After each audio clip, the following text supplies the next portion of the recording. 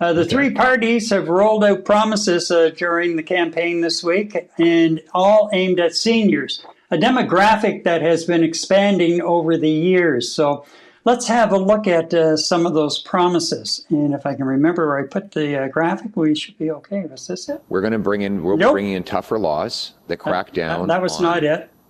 Hate-based vandalism. Oh, I found it. There we go. Sorry, Pierre. You're up after. All right, so let's start with the NDP. Not a whole lot to sink your teeth into here. Increase the guaranteed income supplement.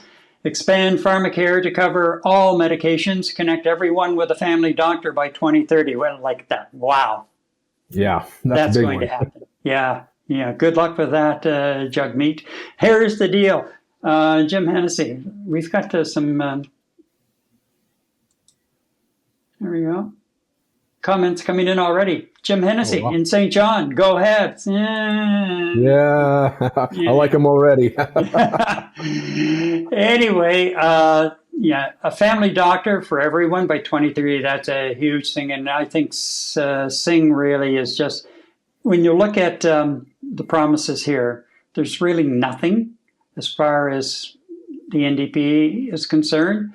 And I suspect there are two reasons. First of all, he's pivoted away from trying to run for prime minister. He knows that ain't going to happen. And secondly, he's probably thinking about his future. And that, I've heard that he's in some trouble in his own riding. And of course, the party is in some serious trouble right across the country. So, is his heart in it? Is the party's heart in it? I don't know. It doesn't really appear to be. And the other side of it is maybe he's holding back because maybe he was hoping at some point to be able to be the other end of a minority government and be able to chip away the way that he did with the Liberals over the last couple of years. And we all know how that ended. Yeah. Anyway, so that's the NDP. Let's move on to the Conservatives. Protect seniors from fraud by punishing banks and telecoms that don't do enough to prevent it. And apparently that includes some pretty hefty fines. Maintain retirement age at 65. There was discussion about raising it to 70. Allow seniors to keep their savings in an RSP until age 73. That's up from age 71. And allow working seniors to earn up to $34,000 tax-free. That's nothing to sneeze at. And I mentioned on one other broadcast where I didn't even realize it was $24,000. That's a $10,000 increase. So hopefully that'll help. Well, if the Conservatives form government, and he brought that in quickly, hopefully that would help me out next year. Yeah. This year, I don't know. That's something that I have to do between now and another week and a half or so, is get the taxes done. Anyhow, let's move along now to the Liberals. And the Liberals are saying, how would he get in there? Hennessy, you're hogging things here. The Liberals are saying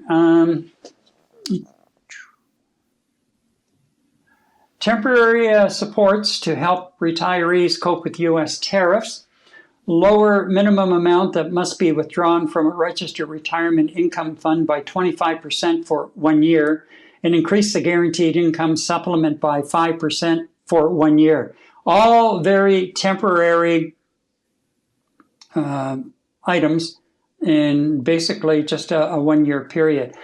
And we started to have the discussion about this and about there's not a lot here from any of the parties for a very large demographic that goes out and votes in solid numbers. Yeah. I don't know what they're thinking. I get, helping families and middle income earners, those are our future. But by the same token, you have a lot of seniors who are dropping off the radar because they're living on fixed incomes, the fixed CPP, the guaranteed income supplement, and the other supplement. and they only go up by 2 or 3% per year. It's all based on the cost of living. And any of those increases, you don't break even and you don't get ahead, you're still behind the 8 ball. And look at it this year going into 2025, and all of a sudden you're dealing with tariffs. And now the price creep is coming into the stores with items and food coming in that have been subjected to the tariffs. So there's not a lot there, and I don't get why they're not focusing just a little bit more on that demographic. Well, you're right. It's uncanny. I saw somewhere that the voter turnout for seniors in this country is 67% or 70%. That's a big chunk of change for voter turnout. And to watch the party heads not really provide solid guarantees for such a huge demographic, at least to get elected, it's a head scratcher for me. And not only that, the seniors are the ones that actually need the most help. There's seniors from all walks of life in terms of how well off they are, from the impoverished to those that are doing pretty well.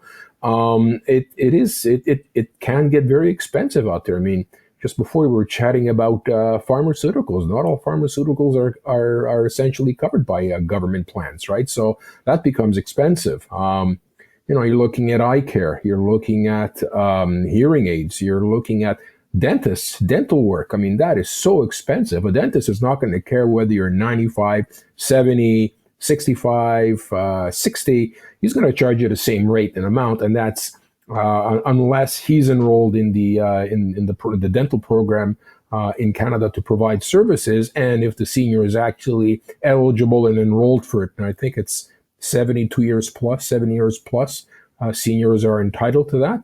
So I think you're right, Gary. I mean, for a large demographic, and it's an important demographic, we've all paid our taxes up until retirement and then some. Depending on what you're bringing out of your RSPs, and then still you can't get the necessary support that you would kind of expect from the government after paying into all these plans your entire life.